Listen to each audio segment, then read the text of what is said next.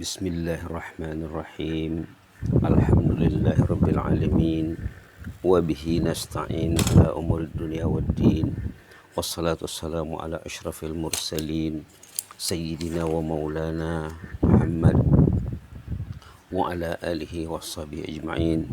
Allahumma salli ala sayyidina Muhammad wa ala ali sayyidina Muhammad kama sallaita ala sayyidina Ibrahim wa ala ali sayyidina Ibrahim innaka Hamidum Majid. وسلم تسليما كثيرا كثيرا ومن تبعهم بإحسان إلى يوم الدين عدد خلقه تعالى ورضا نفسه وزنة عرشه ومداد كلماته كما يحب ربنا ويرضى. Alhamdulillah, kita bersyukur kepada Allah dapat lagi bersama tafsir surah Al-Ghasyiyah dengan merujuk tafsir Al-Munir karangan Profesor Dr. Wahbah Zuhaili. Dalam bahasa Melayu Indonesia dikatakan tafsir Al-Munir, kalau sebenarnya At-Tafsir Al-Munir ya. Alhamdulillah, kita akan menyorot bahagian ketiga karena Profesor Dr. Wahbah Zuhaili membagikan surah Al-Ghasyiyah yang terdiri daripada 26 ayat dibagi tiganya. Bagian pertama tentang cerita azab yang dialami oleh orang-orang kafir, yang azab penderitaan orang-orang kafir. Bagian kedua nikmat kesenangan yang dilimpahkan Allah kepada orang beriman. Kemudian terakhir ini tentang kita perlu belajar dari kata orang Sumatera, alam tak kambang jadi guru. Kita perlu memerhati alam ciptaan Allah ini untuk membina, meningkatkan ma'rifah kita kepada Allah. Yaitu ayat 17 hingga 26. A'udzu billahi minasy syaithanir rajim. Bismillahirrahmanirrahim. أفلا ينظرون إلى الإبل كيف خلقت وإلى السماء كيف رفعت وإلى الجبال كيف نصبت وإلى الأرض كيف سطحت فذكر إنما أنت مذكر لست عليهم بمسيطر إلا من تولى وكفر فيعذبه الله العذاب الأكبر إن إلينا إيابهم ثم إن علينا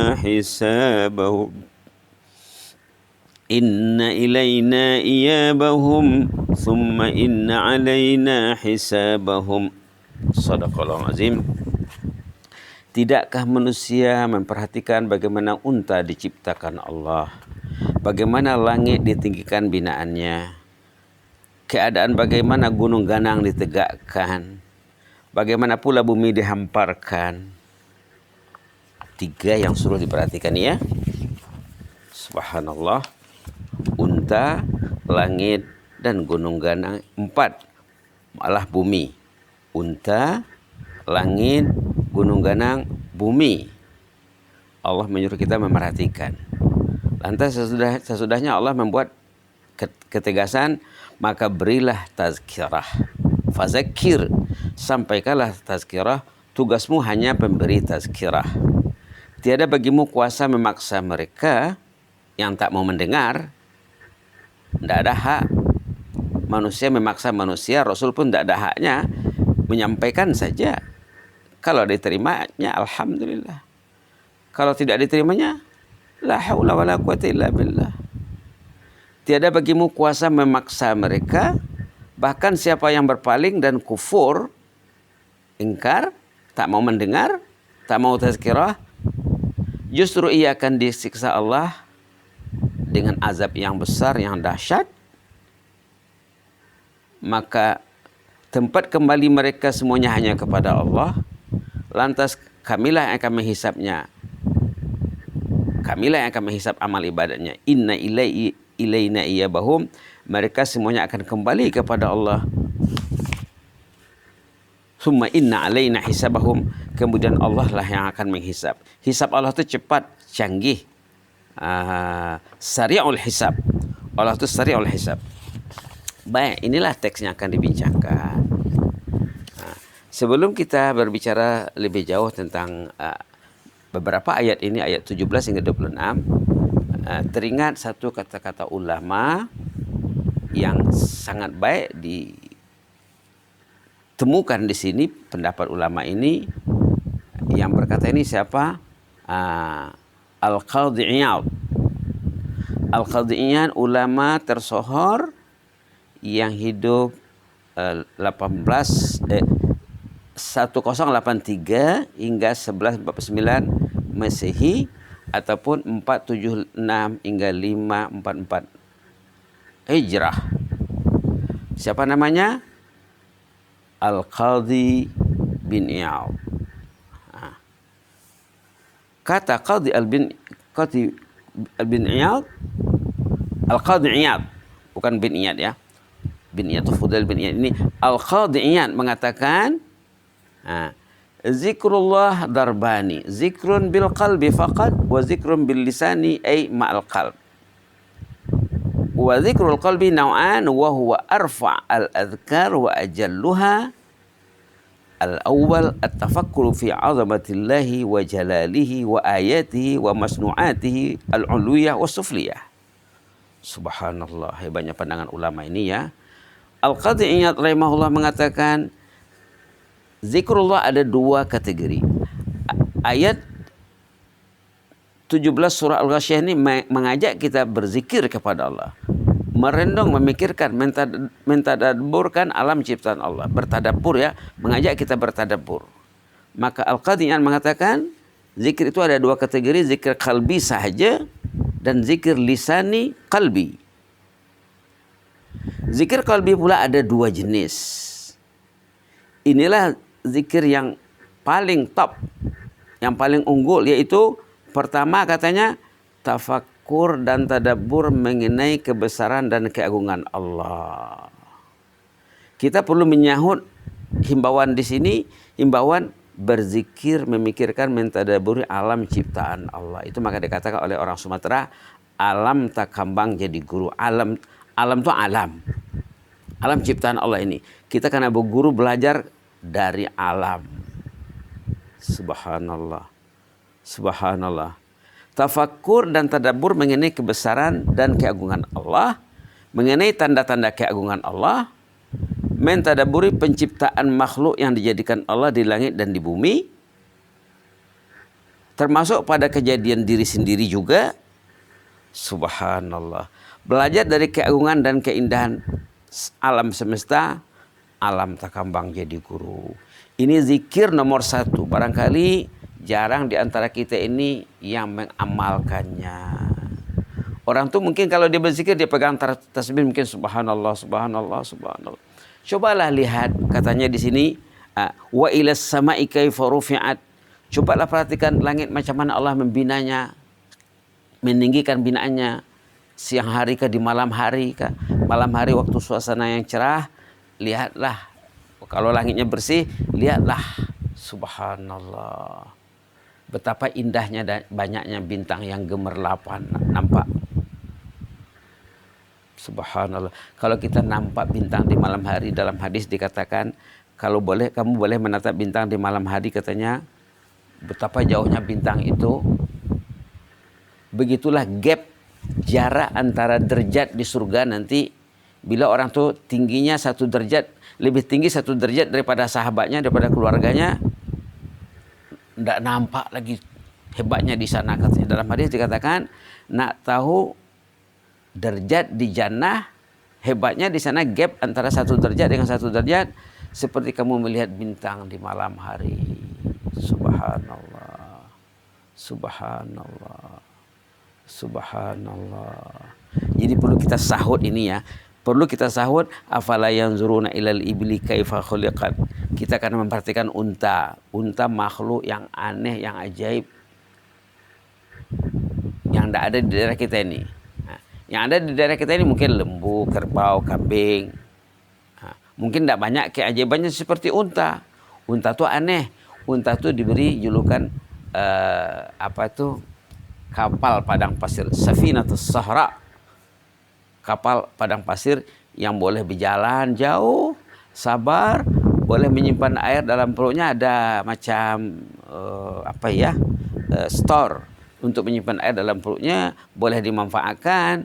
Dan unta ini jinak, walaupun anak kecil yang membawanya tidak melawan. Jangan kerbau dengan lembu ya, kambing pun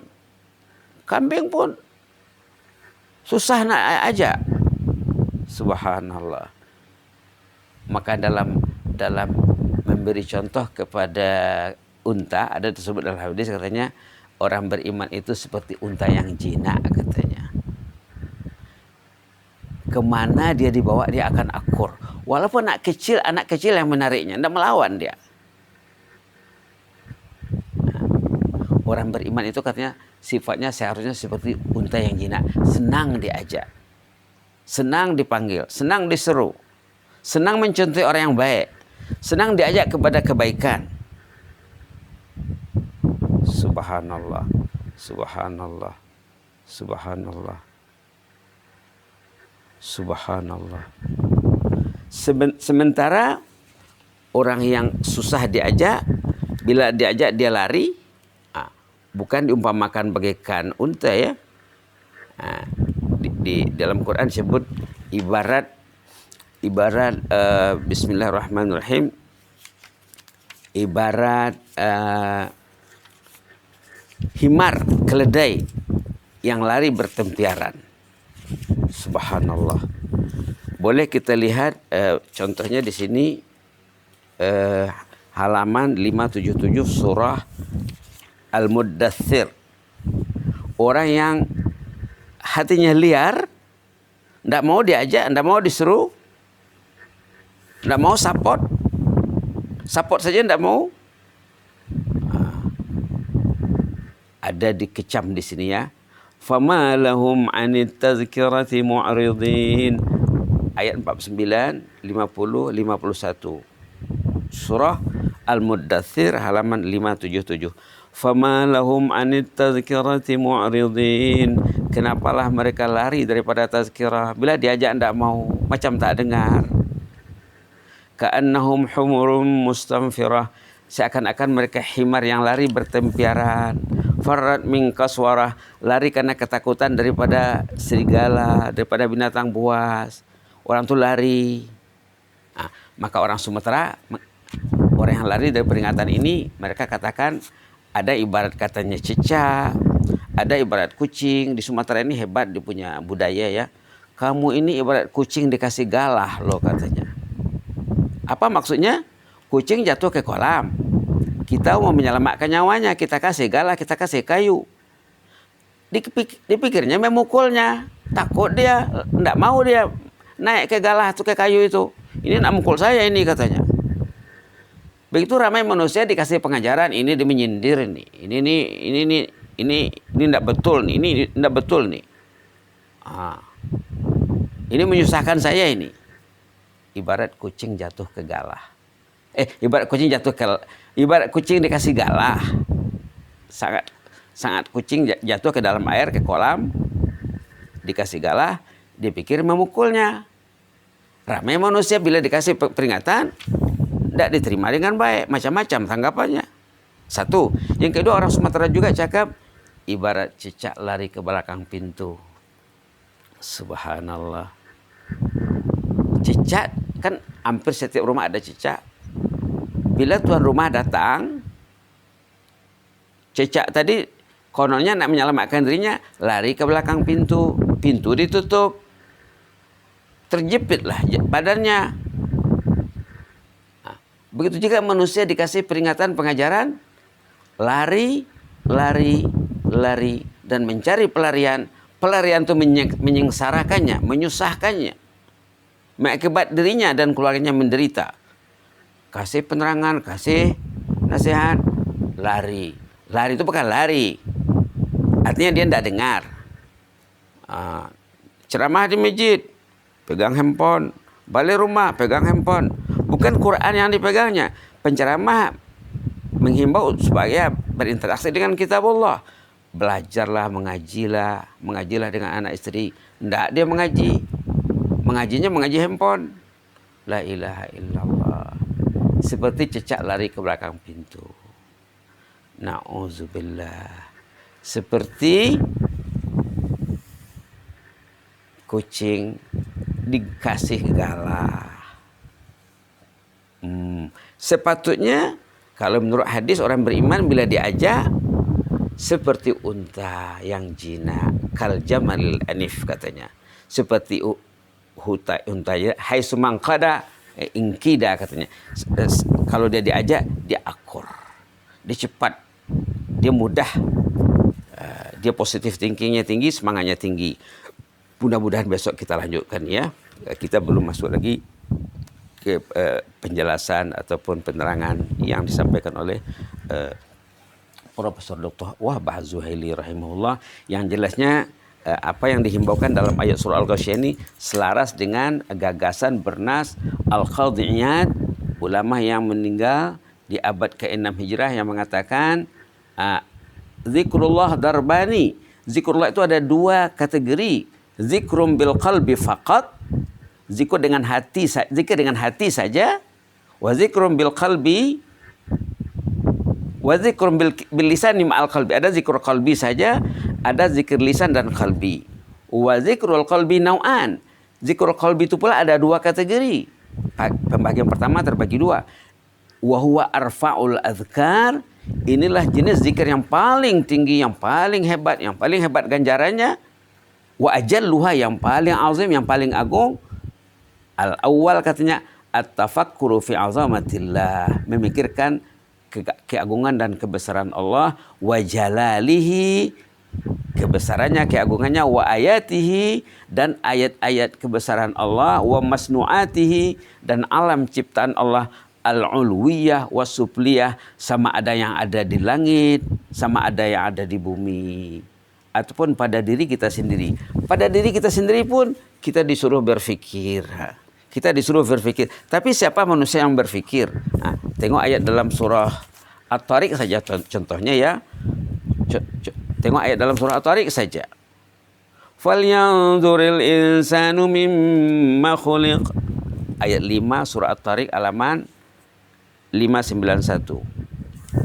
Falyanzuril insanu mimma khuliq. Manusia itu perlu memerhatikan, merenungkan dari apa ya dia dicipta. Macam mana kejadiannya? Khuliqa min ma'in dafiq. Dia tercipta daripada air yang keluar terpancut. Yakhruju min baini sulbi wat taraib. Yang keluar daripada tulang sulbi lelaki dan tulang dada perempuan. Mudah-mudahan kita lanjutkan ya. Kalau kita lihat di awal Baqarah saja. Pergi ke halaman pertama Al-Baqarah, halaman kedua, halaman ketiganya. Apa di sana? Alladzi ja'ala lakumul arda firasyan was samaa'a binaa'a wa anzala minas samaa'i maa'an fa akhraja bihi minats thamarati rizqan lakum fala taj'alu lillahi andadan wa antum ta'lamun. Amanna bika ya Rabb fazidna imanan ba'da iman. Ayat 22 suratul Baqarah mengajak kita memikirkan, merenungkan kejadian bumi, langit, dan air hujan. Halaman 4 suratul Baqarah ayat 22. Begitulah dalam Quran ini banyak sekali ayat-ayat al-kauniyah ataupun ayat berkenaan dengan masnuatillah, alam ciptaan Allah, sama ada di langit, di angkasa, di ruang, ataupun di ruang udara ya, ataupun yang ada di permukaan bumi, yang ada di laut, yang ada dalam perut bumi lagi. Selain daripada kejadian manusia dan lain-lain sebagainya, mudah-mudahan ada manfaatnya. Aqulu qouli hadza wa astaghfirullah li wa lakum wa jazakumullahu khairan wa barakallahu fikum. Inni uhibbukum fillah wa astaudiukumullah alladzi la tadhi'u indahu wada'i'u. Wassalamu alaikum warahmatullahi wabarakatuh.